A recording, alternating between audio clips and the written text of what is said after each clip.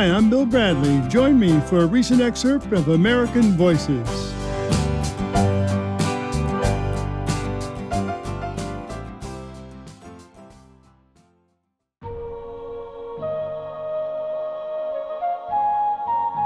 My guest today is making sure Native Americans are represented in the medical community. The school, the medical school, will be on Cherokee land, but was supported by 4 other tribal nations. It's the first medical school that's tribally affiliated. Chief Chuck Hoskin Jr. is here now on American Voices to tell us all about it. Chief Hoskin, thanks for coming on. Oh, Senator, it's my pleasure. So before we talk about the school, in the media, we don't often hear about how Native Americans are faring in the pandemic. Can you tell us about that? Sure. So broadly across Indian country, the pandemic has hit tribes very hard, and there's a higher percentage of mortality, higher infection rate. There's a variety of reasons for that, one of which is a fairly high number of people across Indian country with comorbidities, which of course makes a person more susceptible to it being a fatal condition with the pandemic. Other conditions which don't exist so much on the Cherokee Nation reservation, but really exist in some parts of Indian country, and it's really abhorrent, and more of the country needs to know it, is just lack of some basics. Some reservations where there's still problems with running water. You get a pandemic on top of that problem, then you start to have a worse situation. And so there's a lot of other reasons, but tough times across Indian country due to this pandemic. I think we're faring well here at Cherokee Nation. We've tried to be proactive. Right. Well, you're so proactive on a lot of things. That's great.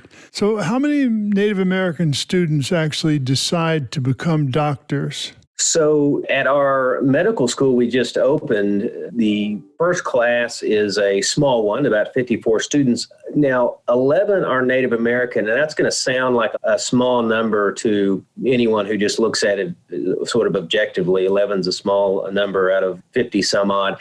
That's a big number for Native Americans. There's a fairly low rate of Native Americans entering the health professions and getting into medical school. This school, though, will help that. Now, this is Oklahoma State University, a great university that already had a medical school in Tulsa, which is the nearest metro area to where we are. And I'm talking to you from Tahlequah, Oklahoma right now. But this is a very special place, this new medical school, because of its focus on rural medicine and Indian country, and frankly, the efforts of tribes, including the Cherokee Nation, to start a pipeline of young people that want to be doctors. So we're hoping this is part of the way we change that narrative. And that narrative is not a lot of Native Americans entering medicine. We hope this helps us reverse that. So how do you think that fact will impact the Native American experience? Well, I think it'll be great for 2 reasons. One is healthcare. So our reservation and most tribes are in a largely rural area. There's a problem across the country with a doctor shortage, number one. If you go to rural parts of America, it is even more concerning because it's more difficult to recruit and retain the best and brightest in rural areas. And then you do it on tribal lands, it tends to be even more difficult. So in terms of changing what is a problem, which is recruiting and retaining the best and brightest, we think the med school helps do that. Well, here's what we know, Senator. A med student tends to practice medicine within about 100 miles of where she goes to medical school. That seems to be a true statistic. We've looked at it all over the country. We're going to turn that statistic that was working against us on its head, so to speak. And so we're going to put this medical school that we have in the heart of Cherokee Nation, a rural area. We think we will start retaining more of the best and brightest because they went to school in this beautiful campus we have that most of the country doesn't know about, a beautiful medical campus with state-of-the-art equipment, great doctors and nurses, and immersed in the Cherokee culture. We think we'll keep more of them. And I could take you to a medical clinic in one part of Cherokee Nation where it's the biggest building in town and there's no gas station, no restaurant. And so if you take a medical student who grew up in the city and went to med school in the city and you say, do you want to come out here and practice medicine? A lot of them are going to be discouraged from doing that. But we think if we get people immersed in our culture and the rural life that we live, we think it'll change. So that's one area. But I want to tell you another area that I think is important, and it's really a passion of mine, which is I think we can inspire a new generation of young Cherokees to enter the medical field. I'd love to go to families right now and say, look, your son or daughter could be a doctor in a few years, in a decade, and serve her people right here in the Cherokee Nation, and she can go to med school in the Cherokee Nation. Parents kind of light up when I can have that conversation with them. So, but how do you motivate kids to actually do that? That's the tricky part. First of all, the old saying that kids can't be what they can't see. So to be able to show a young Cherokee that there's a medical school in the town they go to all the time, Tahlequah, the capital of the great Cherokee Nation, that will do something positive towards that. But we have to do more, because we know that kids start to orient themselves towards college and towards their a career like medicine really before they're going to undergraduate school. So we have to do more to get into the schools and start to show these kids that they can do it, and hopefully give them the tools to do it. Even though we're a large tribe, we're still, Senator, a collection of a whole bunch of families who were forcibly removed or otherwise removed from the southeastern part of the United States and came over, and we're still sort of together, and people still know each other, where they came from. They call that the Trail of Tears, right? Trail of Tears, that's right. Forced removal at the hands of President Andrew Jackson's policies. And so for a patient to walk in, a lot of these elders who are patients, they'll walk in to see a doctor who's Cherokee, and in 5 minutes or less, they know where that kid, they'll call them, it's an adult, the doctor, came from, and know their grandparents and their parents and know their community, which is important for Cherokees. That, I think, puts a patient at ease. Great doctors are in demand all over the country. Some of these doctors could go write their ticket anywhere, but I think they stay here because there's something satisfying and inherently good about serving your fellow Cherokees. And there's other things too. Native Americans, including Cherokees, have a high degree of having diabetes, for example. It's really a great plague across Indian country. And so I think having doctors that understand that, and there's some other things that affect us more than the rest of the population, that's good to have, somebody that kind of knows that. I think this medical school also, even though it's a traditional medical school, I think they can also get a sense of the culture. So even if they're not Native American doctors, if we have a non-Native that went to school here in the heart of Cherokee Nation, odds are they're going to be more culturally sensitive to what our people have been through and where we want to go. And I think that makes a difference in your doctor. So how about the practice of Western medicine versus tribal medicine versus medical wisdom of the elders? That's an interesting question.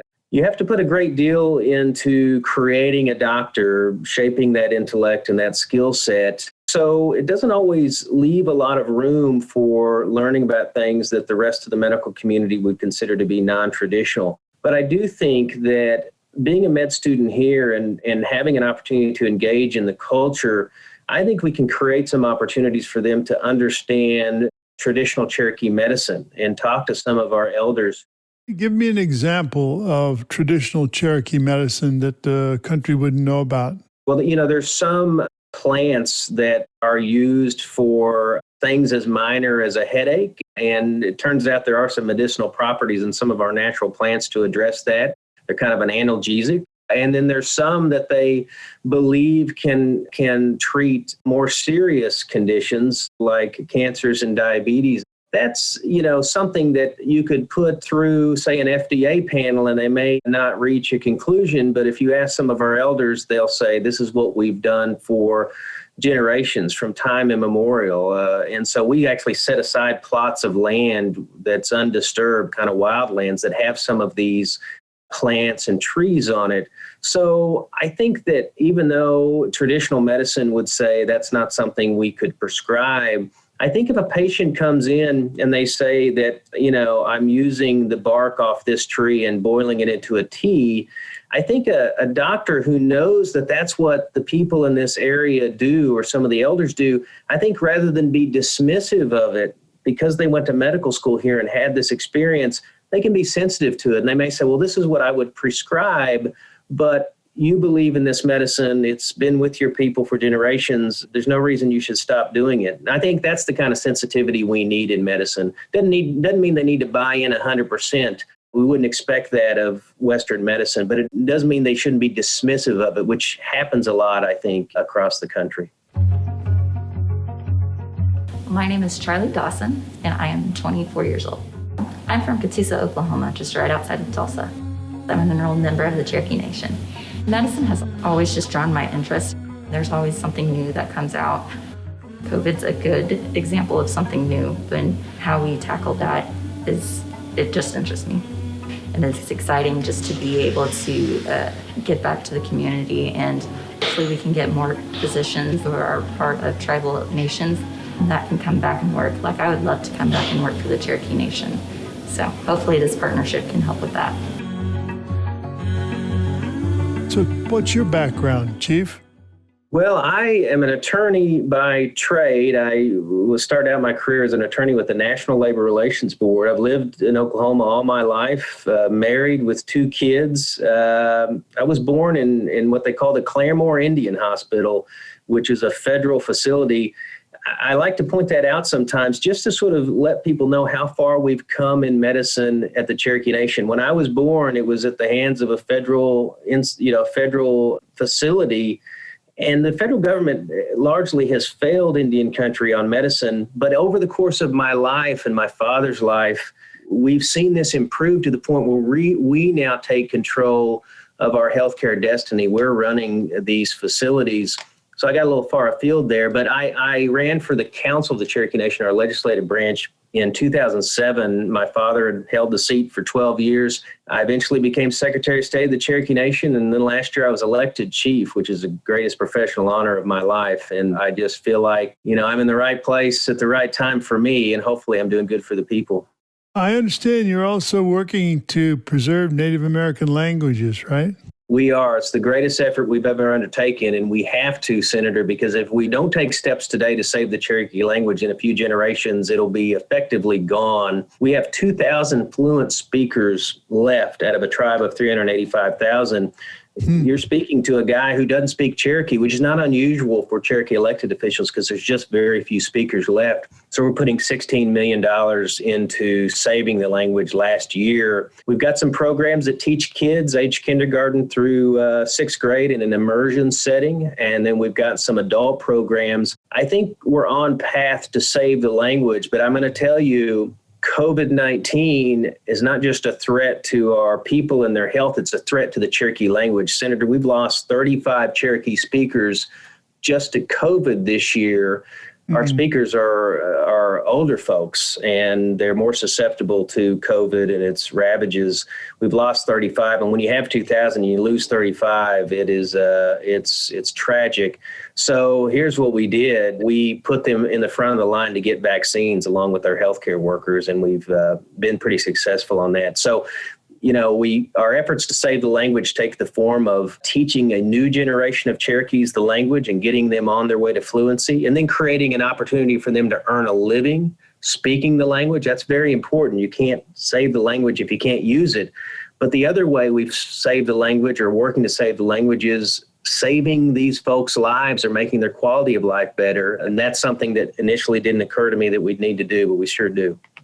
We had someone on the show not long ago who learned to speak Navajo and how complicated the language was. And so if more people know Cherokee, what will that mean for the Cherokee Nation and for the broader public?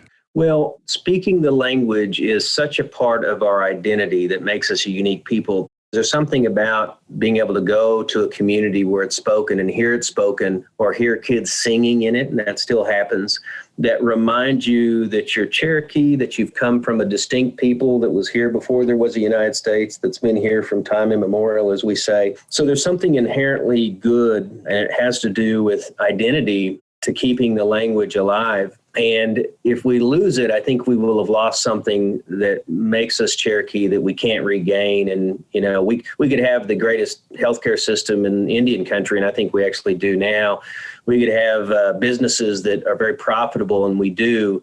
But if we lose that identity, then I don't think we're the same people as we were. So we've got to do something to save it. But we've got to give them a way to use it, Senator. That's the key thing. That's the most challenging thing, as it turns out. Well, Chief Hoskin, let me thank you for coming on American Voices, and let me tell you how much I respect all the things that you're doing in the field of medicine on the Cherokee Reservation out there in Oklahoma. This is a great story about people deciding to take control of their lives. So congratulations. Well, it's been an honor, and I appreciate getting to share this great chapter in the Cherokee story. I've been speaking with Chief Chuck Hoskin Jr. To find out more, visit us on Facebook. It's American Voices with Senator Bill Bradley.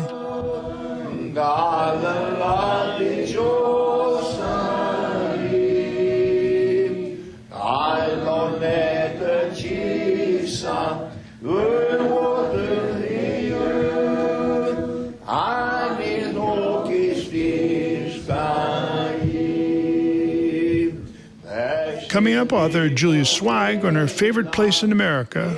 They're writing about loss. A lot of people write about loss in these notebooks. My memory is that it's almost always people that have lost a loved one. That's coming up next. I'm Bill Bradley. You're listening to American Voices.